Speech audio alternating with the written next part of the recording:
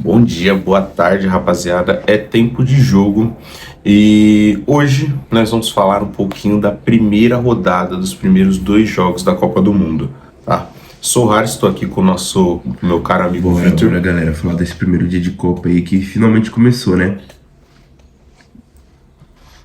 A Copa finalmente começou depois de tanto tempo de espera rapaziada, eu já vou falar para vocês aqui, para quem perdeu esses primeiros dois jogos, perdeu dois grandes jogos, para ser bem sincero. Quando a gente fala de Copa do Mundo e vê duas seleções que talvez não sejam as favoritas, a gente pode imaginar que o jogo não vai ser aquele jogo tão empolgante, mas falando por mim, tá? Nenhum dos jogos deixou a desejar. Todos os jogos entregaram futebol, mostrou o esquema tático dessas equipes, mostrou o plano de jogo. Então, assim, e divertiu, o que é o mais importante, divertiu bastante. Então, sempre que você tiver um tempinho, para ver o jogo da Copa, porque tá sensacional. Até agora, tá sensacional. Se você não tiver um tempinho, venha ver conosco aqui no Tempo de Jogo, tá? Vou passar agora pro meu amigo Vitor para ele falar um pouquinho da abertura da Copa. Bom, Bora lá. uma abertura espetacular, né? É muito legal a gente ver um país como o México recebendo uma Copa do Mundo. Diferente dos Estados Unidos, foi algo bem emotivo, um carinho muito grande que os mexicanos têm, não só pelo futebol, mas pelas pessoas, né? Então foi uma abertura muito bonita e tivemos um grande jogo, né? México 2, África do Sul 0, abertura da Copa do Mundo, um jogo que o México ele se propôs a fazer uma estratégia muito interessante, que é a estratégia dele, que é pressionar. Ele viu que a África do Sul é um time que sai muito jogando e aproveitou que a África do Sul não tem muito essa qualidade e pressionou.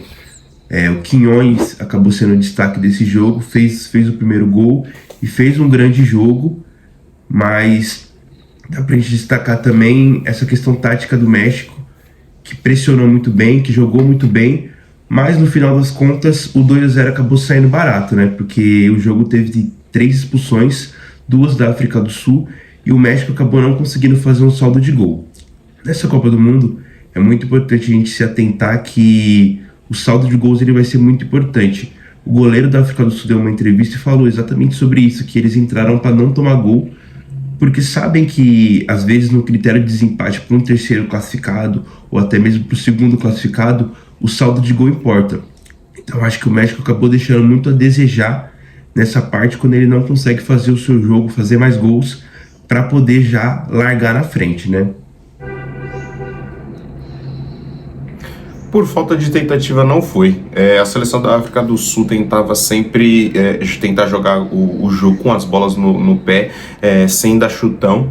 E esse acho que foi um dos maiores problemas. Parecia que talvez por ser a abertura, talvez por ser o primeiro jogo, a seleção da África do Sul estava completamente desconecta do jogo, tá? A seleção mexicana entrou muito mais atenta, muito mais elétrica para esse jogo, e os gols vieram de roubos de bola, tá? O primeiro gol sai de uma roubada de bola na saída de jogo da seleção sul-africana.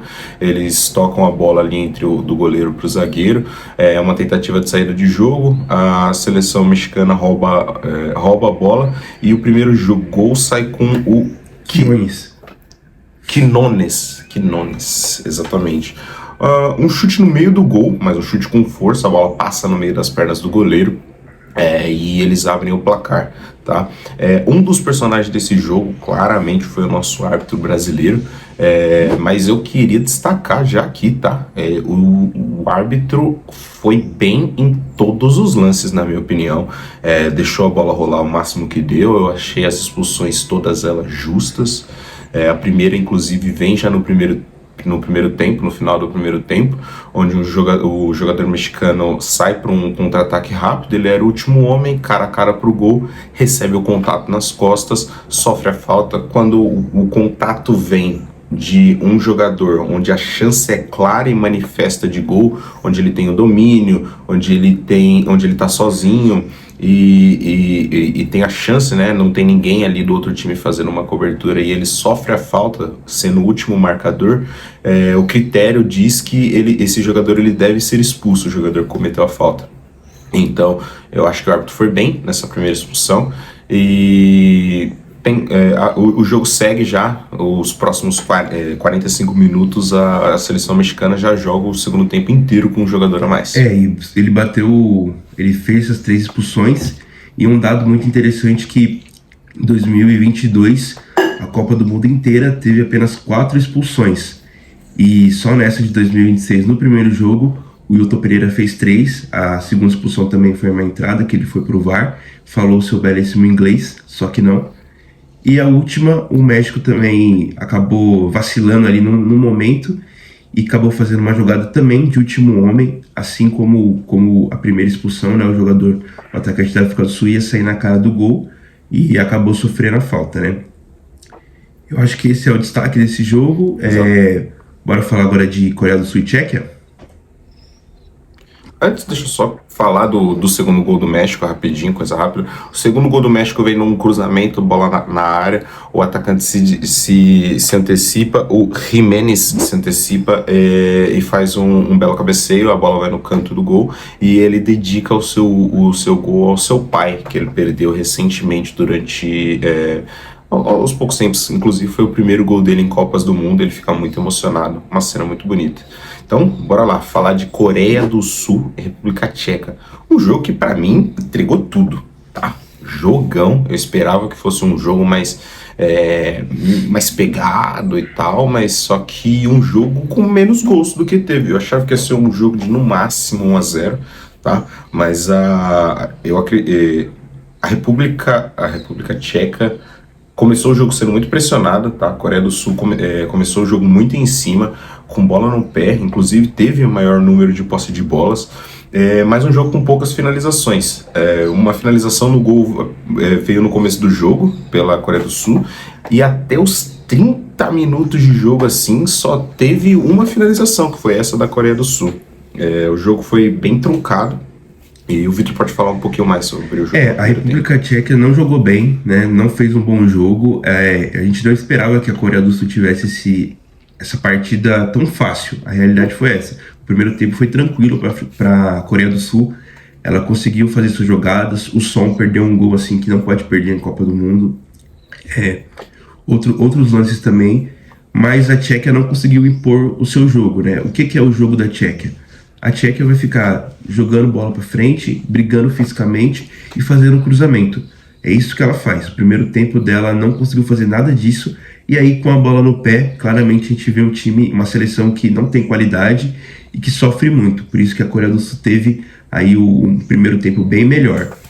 Já no começo do segundo tempo, a gente já viu uma postura diferente, né? A República Tcheca conseguiu fazer esse tipo de jogada. Ela conseguiu brigar fisicamente. Ela é muito mais forte que os jogadores da Coreia. E aí o gol sai de um latereio, né? Um latereio que o capitão da Tchequia conseguiu fazer esse gol. O capitão foi o Krejci, fez um gol de latereio, né? O Kufal fez o cruzamento e o Krejci fez a cabeçada, fez o gol, passou atropelando todo mundo e mostrou ali o tom do que era o jogo.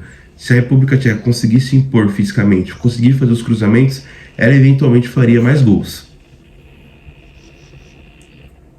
A República Tcheca se demonstrou muito forte fisicamente, tanto que a maioria dos embates, principalmente embates aéreos, eram vencidos. A segunda bola geralmente ficava com o time da República Tcheca, mas a Coreia soube jogar com calma e estratégia. O jogo deles era colocar a bola no chão, tocar até encontrar um jogador em uma excelente condição. E foi isso que ela fez. No gol de empate, recebeu a bola no meio de campo, uma cavadinha para dentro da área e uma jogada espetacular do Lee. Ele recebe a bola, domina, gira e dá-lhe uma cavadinha para cima do goleiro. O goleiro é encoberto, o zagueiro tenta correr desesperadamente para pegar a bola, mas não consegue, a bola entra no cantinho e a Coreia do Sul empata já logo em seguida, acho que não tinha passado nem 10 minutos e impondo seu futebol. O jogo segue, já caminhando pro final do jogo.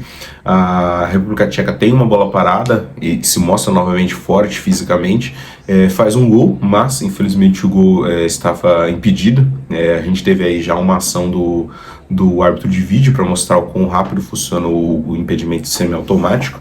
E o gol foi anulado, o jogo recomeçou. A Coreia do Sul continuou trabalhando as suas jogadas, tentando encontrar espaço. E no lançamento ele encontra o jogador destacado no lado direito. Ele faz um cruzamento para o gol do Hyun Gun-yo. Ele faz um belo gol, um chute praticamente indefensável a queima-roupa para cima do goleiro. O goleiro nada pode fazer para impedir.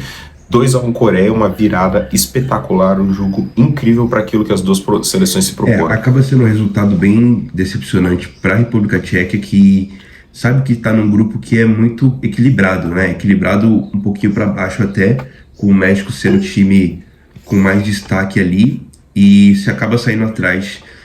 O México já fez 3 pontos, Coreia já fez 3 pontos, você acaba não conseguindo se impor contra uma seleção que você tem clara vantagem, né? Que é a questão da Coreia do Sul. Fica aí o recado para todo mundo, né? Foi um jogo 11 horas, um jogo que ninguém dava nada, basicamente, mas Copa do Mundo não tem isso. Todo jogo vale a pena e é uma experiência maravilhosa, né? Vamos passar a agenda agora, Harrison? Sim. Vamos passar a agenda. Agora os jogos de hoje, tá? Hoje temos os jogos de Canadá e Bósnia, às 4 horas da tarde, e no final do dia a outra sede da Copa do Mundo, Estados Unidos, joga contra o Paraguai às 10 horas da noite, tá? Um pouquinho mais cedo do que o jogo de ontem, mas ainda um jogo que promete bastante, tá? Grandes nomes. Então vamos esperar para ver o que vai ser esses próximos jogos. Venha acompanhar conosco. Acho que é isso, né? Pedir para vocês aí seguirem o Tempo de Jogo aqui se inscreverem, compartilharem, curtirem, seguir o Tempo de Jogo também no Instagram, porque vai ter cobertura de todos os dias da Copa do Mundo. Então, se tem Copa, tem vídeo do Tempo de Jogo. É isso, rapaziada. Um grande abraço para vocês. Até a próxima.